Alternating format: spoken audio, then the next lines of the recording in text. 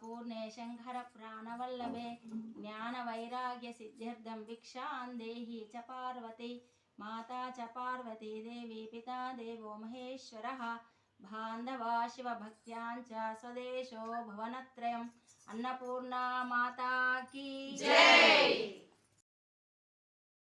శుచి శుభ్రతతో వంట చేయడం ముఖ్యం.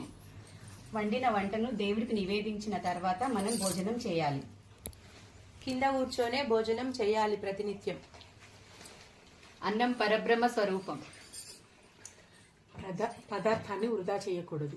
అవసరం ఉన్నంత వరకే వడ్డించుకోవాలి, వేస్ట్ చేయొద్దు. ఇస్తరాకులలోనే భోజనం చేయాలి. మౌనంగా భోజనం చేయాలి. అన్నం తిన్న అరగంట వరకు నీళ్లు తాగకూడదు. బంతి భోజనాలు చేసినప్పుడు అందరము అయిన తర్వాతనే లేవాలి. ఈరోజు మా ఇంట్లో కిట్టి అన్నీ నేనే చేశాను. బయట ఫుడ్డును అవాయిడ్ చేస్తే చాలా మంచిది.